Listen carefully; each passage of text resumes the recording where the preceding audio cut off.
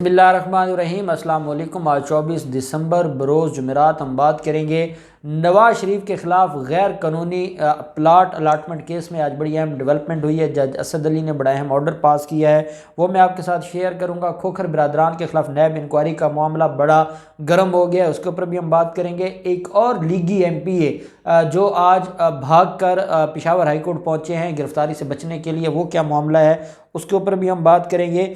और भी जो बाकी केसेस हैं उसके ऊपर हम बात करेंगे। पहले हम बात कर लेते हैं खोखर बिरादरान के हवाले से। सैफुल मलूक खोखर के ख़िलाफ़ नैब इंक्वायरी शुरू हो चुकी है। सैफुल मलूक खोखर के ख़िलाफ़ FIA की भी अपनी केसेस हैं, जो इनकी मनी लॉन्ड्रिंग है उसके ऊपर इनके ख़िलाफ़ मुकदमा दर्ज हो चुके हैं। एंटी करप्शन ने भी मुकदमा दर्ज किए हैं, जो इन्होंने जाली तौर पर मुख्तलिफ जगहों पर गैर कानूनी कब्ज़ा किया हुआ है, उसके हवाले से LDA भी कार्रवाइयाँ कर रहा है। और जैसे मैंने आपको बताया था कि आज इन्होंने पेश होना था और आज पेश होकर सिविल जज साहब के मामला जो था वो हुक्म इम्तनाई के ऊपर बहस होनी थी, तो क्योंकि अब छुट्टियाँ आ गई हैं तो ये मामला छुट्टियों के बाद चला गया है। लेकिन सैफुल मलूक खोखर के ख़िलाफ़ नैब ने एक ख़त लिखा है। ये ख़त FBR को लिखा गया है, ये इलेक्शन कमीशन को लिखा गया है, ये बोर्ड ऑफ रेवेन्यू को लिखा गया है, ये जो सोसाइटीज़ हैं उनको लिखा गया है, ये जो हाउसिंग सोसाइटीज़ हैं उनको लिखा गया है निजी। इसके अलावा ये ख़त लिखा गया स्टेट बैंक ऑफ पाकिस्तान को, ये ख़त लिखा गया मुख्तलिफ बैंकों को। और इसमें यह कहा गया है कि सैफुल मलूक खोखर और इनकी फ़ैमिली के हवाले से जो 36 अजला के डिप्टी कमिश्नर्स को ये ख़त लिखा गया है। और इसमें यह कहा गया है कि जो इनकी कोई प्रॉपर्टी का कोई सुराग है, कोई इनके बैंक अकाउंट्स हैं, कोई इन्होंने कोई ट्रांजैक्शन की है, कोई इनके अकाउंट्स हैं, कुछ भी है, वो सारे का सारा एक हफ़्ते के अंदर अंदर नैब को रिकॉर्ड प्रोवाइड किया जाए। क्योंकि सैफुल मलूक खोखर के ख़िलाफ़ इंक्वायरी शुरू हो चुकी है और इस इंक्वायरी में अब ये रिकॉर्ड तलब किया गया है और सैफुल मलूक खोखर को गिरफ़्तार करने का भी मंसूबा बना लिया गया है। अब सैफुल मलूक खोखर पहले एंटी करप्शन केस में ज़मानत पर हैं लाहौर हाई कोर्ट से, फिर वो FIA के मामले पर सेशन कोर्ट से जो है वो ज़मानत पर हैं। अब ये नैब का मामला चल निकला है और इस हवाले से जो नून लीगी हल्के हैं वो काफ़ी परेशान है, क्योंकि जो खोखर फैमिली है वो गढ़ समझा जाता है नून लीग का। और जितनी भी इनको जो बंदे इकट्ठे करना या इनको वहाँ पर गैदरिंग चाहिए होती थी तो वो सारी खोखर फैमिली ही प्रोवाइड करती थी। इनके 400 से 500 तो ख़ास तरह के लोग इन्होंने रखे हुए हैं, जो कब्ज़ा ग्रुप है, जो कब्ज़ा करने के लिए ये लोगों को भिजवाते हैं। तो ये सारे का सारा, जब उमर शेख आया था CCPO लाहौर, सबसे पहले उन्होंने इनको हाथ डाला था। फिर एंटी करप्शन आ गई, नफीस गौर साहब जो कि DG हैं एंटी करप्शन पंजाब के। तो ये मामला बढ़ते बढ़ते अब यहाँ तक पहुँच गया है और अब खोखर बिरादरान के गिर्द घेरा तंग हो गया है। दूसरी तरफ हम देखते हैं कि नवाज शरीफ के हवाले से नवाज शरीफ के असासे मुंजमद किए गए हैं और ये वो असासे हैं जो जज असद अली एहतसाब अदालत लाहौर के जज हैं। गैर कानूनी प्लाट अलाटमेंट केस है, मीर शकील रहमान जिसमें मुलज़म है और उसमें दूसरे मुलज़म नवाज शरीफ हैं। नवाज शरीफ अदम पेशी की बुनियाद पर इश्तिहारी डिक्लेयर कर दिए गए थे और नवाज शरीफ क्योंकि पेश नहीं हो रहे थे तो अदालत ने रिपोर्ट तलब की थी।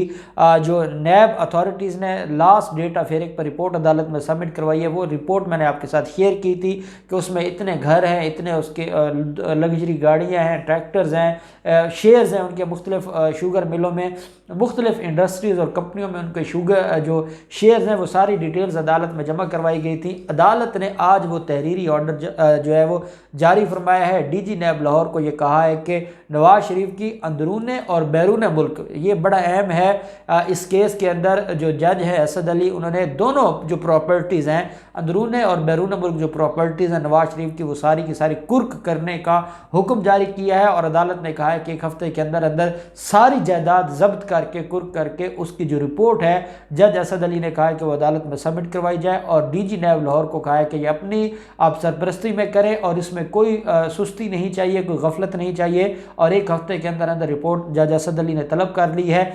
अब क्या ये जो प्रॉपर्टी जाएगी, जैसे मैंने आपको बताया था, एक दोस्त ने सवाल भी किया था, हमने उस दिन बात की थी कि अगर शहबाज शरीफ की फैमिली की जो प्रॉपर्टीज़ हैं वो मुजमद हो गई हैं तो उसके बाद अब वो दोबारा जब तक वो इश्तिहारी हैं उनके बिहाफ पर कोई दरख्वास्त नहीं दे सकता। तो एक दोस्त ने सवाल पूछा था कि साग डार भी तो इश्तिहारी है, फिर उनकी वाइफ ने क्यों जो है वो स्टे लिया हुआ है। तो वो मैं इसलिए क्लियर करना चाहता हूँ कि नवाज शरीफ का भी वही मामला है कि इसहाक डार की बीवी ने 2 घरों से रिलेटेड, एक जो गुलबर्ग घर है उसके हवाले से स्टे लिया हुआ है और वो अलेज करती है, उसने एक डॉक्यूमेंट दिया है और वो गिफ्ट डीड है 1988 की, और वो ये अलेज करती हैं कि ये जो मकान है ये इसहाक डार, उसने इसहाक डार के बिहाफ पर दरख्वास्त नहीं दी, उसने ये अलेज किया कि ये मेरी प्रॉपर्टी थी और मेरी प्रॉपर्टी होने की वजह से इसको जो है ज़ब्त ना किया जाए और इसको मफाद आमा के लिए इस्तेमाल ना किया जाए बल्कि इसको मुझे दिया जाए।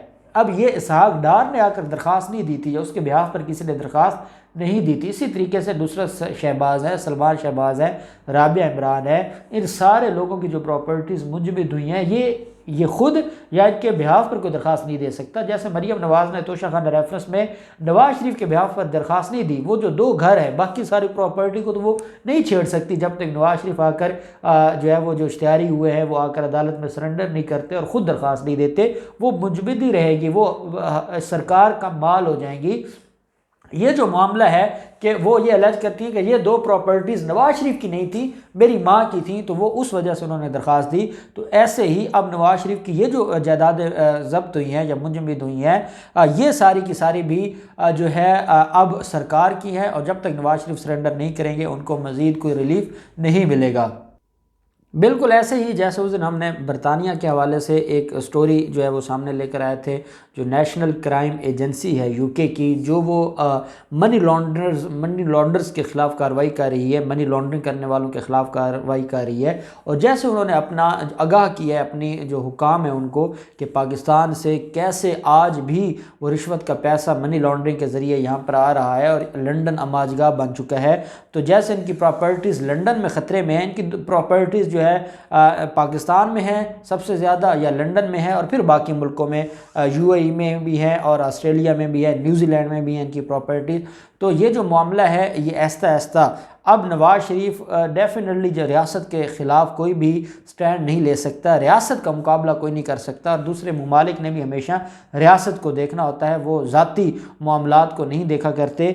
तो अब ये सारा मामला जो है इसके ऊपर रिपोर्ट जो तलब की है ये भी मैं आपके साथ शेयर करूँगा। साथ हम बात करते हैं पेशावर हाई कोर्ट में लीगी MP हैं, नून लीगी MP है जमशेद महमद, इनके ख़िलाफ़ एंटी करप्शन ने एक रेफरेंस फ़ाइल किया था और वो रेफरेंस जो फ़ाइल किया गया था उसमें ये अलेज किया गया था कि नून लीगी MP ने जब उनके पास ओहदा था तो तब उन्होंने सरकारी ज़मीनों पर कब्ज़ा और जो हाउसिंग सोसाइटीज़ हैं वो गैर कानूनी हाउसिंग सोसाइटीज़ बनाई थी और करप्शन के इल्ज़ामात थे, जिसकी बुनियाद पर अब क्योंकि ये जो मामला है ऊपर से लेके नीचे तक आवे का आवे बिगड़ा हुआ है, तो हर जगह पे ये सिर्फ लाहौर के मामलात नहीं है, वहाँ भी यही हालात हैं और वहाँ पर भी इनके वही कारनामे जो इनके यहाँ पर कारनामे हैं।